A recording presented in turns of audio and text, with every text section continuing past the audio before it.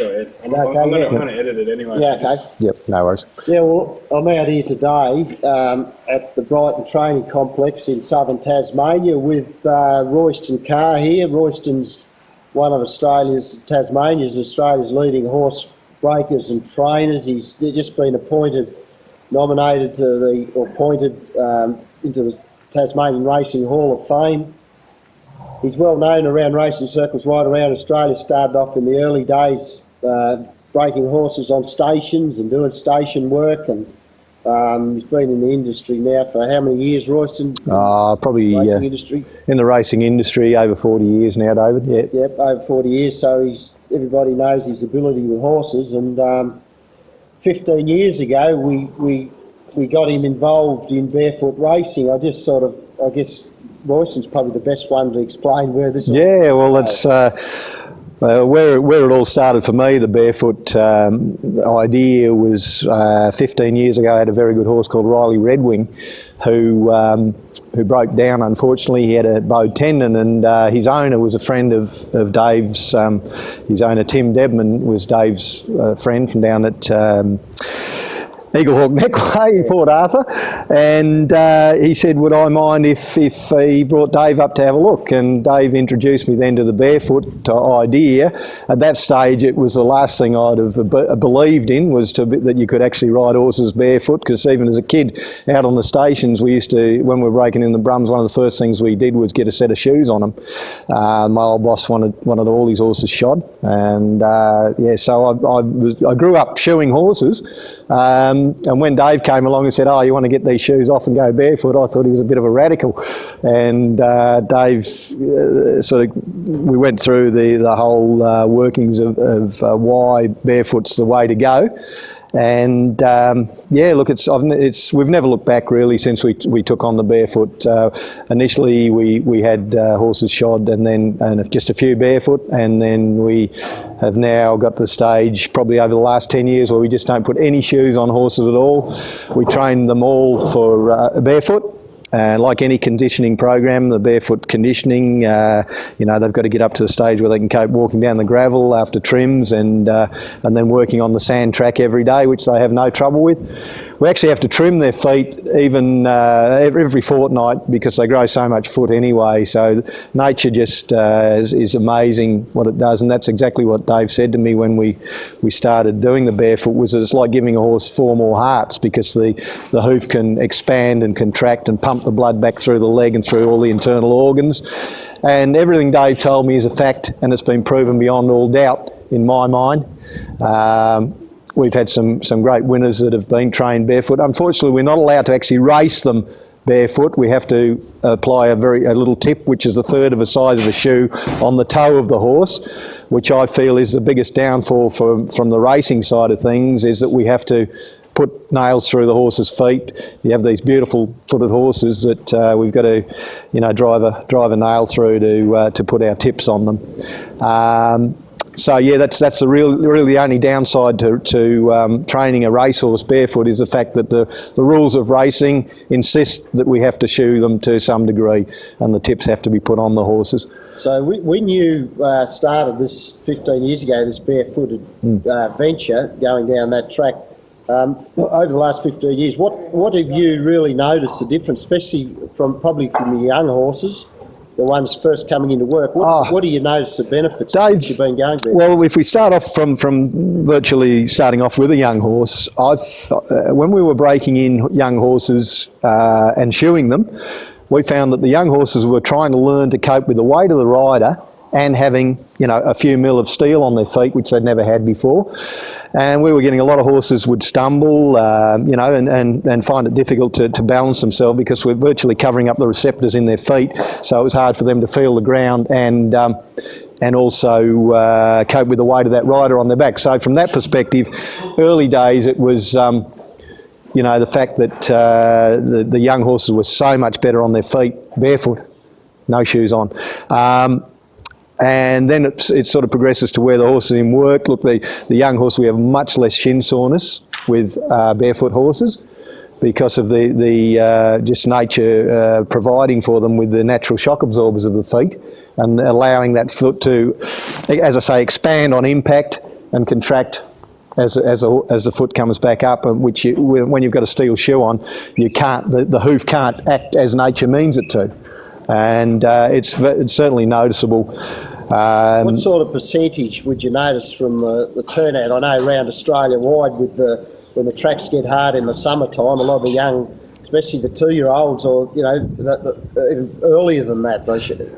Well, the funny thing is, David, I guess it depends on the breed of your horse and whether your horse is a wet tracker or not, but we've had phenomenal runs in the summer with our horses, and the harder the tracks, the better the barefoot horses have gone. Wow. And I really, I think that justifies exactly what you said, that when those shock absorbers can work properly, by removing the steel shoe, these horses are pulling up sound. I mean, I don't say we don't have horses break down, because it's a fact of life that a horse is going to put his foot down wrong. It's like us, you can step out the bath and break your leg. And there's no doubt horses can do that. They can injure themselves barefoot. But the percentage of horses with suspensory, sesamoid problems, which are fairly common problems, knee problems, shin soreness, as you say, all those incidents of problems have been reduced, and I believe that the barefoot's been a huge factor in that. What sort of percentage of reduction you reckon you'd be looking at with your... Oh, David, I'd hate to exaggerate a percentage, because I no doubt I'll be quoted on it, but look, gee, I'd say it's improved probably as great as 80%.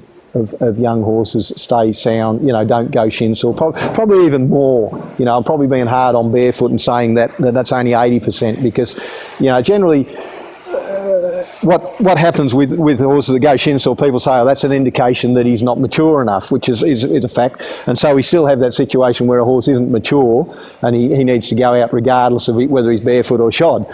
So it's not the be-all and end-all. It's not going to get every 2-year-old of the races doing them barefoot. But I definitely feel that there would be a greater percentage of those 2-year-olds getting to the races had they been trained barefoot. Right.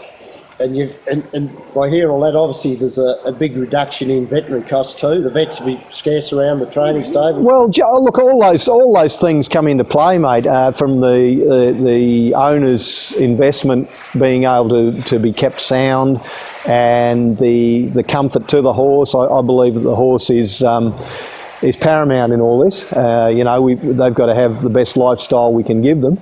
And I do believe that it gives them a better lifestyle. I believe my horses thrive more just through having barefoot feet and being able for those feet to be pumping that blood through their system all the time. Yeah, I noticed an interesting thing was, if you get a horse, say, that's overreached or has a little nick on his leg or whatever, the recovery time of injuries, of superficial injuries, is probably twice as quick as when they're shod. So again, that really vindicates what you're saying about the blood pumping through the horse's body. And even in the stable, when they're moving around, those frogs and the heels are working properly, and it's really reducing that time out for the horse, because they're recovering straight away. You did have I remember you telling me something about a horse with bumper issues. Yeah, since you went barefoot. I was training horses for a chap called Taylor from Ken Taylor from Sydney. He sent me a horse down called Irish Noble, who was quite a useful horse in Sydney. He was trained by Clary Connors. When he came down, Clary had a lot of trouble with him taking his bumpers out, which is, as they're galloping, they hyperflex their pastern and allow the bumper or the hind part of the fetlock to hit the ground and take it. They'll actually chafe it off. They'll cut the bumper off through hitting the ground at full speed. And it was doubtful whether this horse would race again, and Ken had sent him down to me to just try him in Tasmania. I'd had a few horses for him. He said, you probably won't be able to do much with him to improve this situation. They'd had wedged heel shoes on him, and done all the common things to try and stop horses getting down their bumpers. So what we did was we pulled the shoes off, we de-shod the horse. It took us about 6 months to harden him right up, and by the time he was ready to start galloping again, we galloped him on all surfaces, and he never ever touched his bumpers. And that's without a word of a lie. He never touched his bumpers. Yeah, that's excellent result. Barefoot the whole time. Yeah.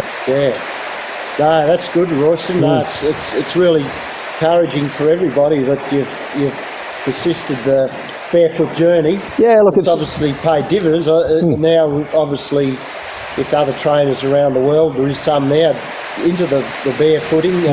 There's huge benefits for everybody involved in the industry. Oh, absolutely, Dave. Look, it's I can only see positives from it. I know I'll be poo-hooed and laughed down by a lot of the traditionalists. Because we're not actually fighting, but we're all sticking up. I'm sticking up for something that's 2,000 years of farriers and shoeing. And look, don't get me wrong. I think there is a place for shoeing horses and correcting foals with special shoes and things when they're born with twisted legs and all that sort of thing. I'm not an anti-farrier man. Don't get me wrong. Some of my best friends are farriers, and but. Look, what I see for the future of horses in general, in this day and age, we're scrutinised to a huge degree by animal liberationists and people like that want to see animals having a really good lifestyle. And I think that maybe the barefoot might be implicated in that we, can give these horses just a little bit more quality of life through really being aware of their feet and aware of why we're doing it and what it's all about. Yeah, that's excellent, Royce. And, I really appreciate your time, taking time in your busy schedule to no worries at all, mate. Chat to us Absolute about pleasure. Share your vast knowledge of the racing industry with us and horses in general. So, no, that's fine, mate. Yeah, I really appreciate your time. Thanks, Royce. Dave. Thanks, mate. Great.